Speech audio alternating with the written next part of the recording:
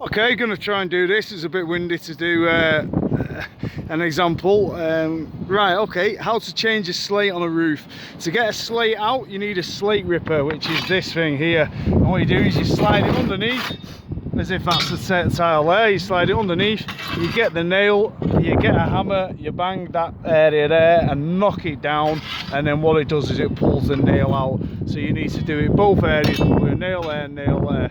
Once you've got those two nails out, which they will come out with a bit of brutal force, then the broken slate will come down. To fix the slate, there is loads of ways you can actually do this, but the old-fashioned way is you find the lat, which is where the nails, obviously you can't nail the slate back in, so you find the lat, you put a bit of a lead strip in, you get a nail, obviously nail it directly into that lat there, and once you've done that, you can get your slate and slide it up, and then obviously bend him over to catch the slate. As you can see, there's a fair few on this roof that's been done.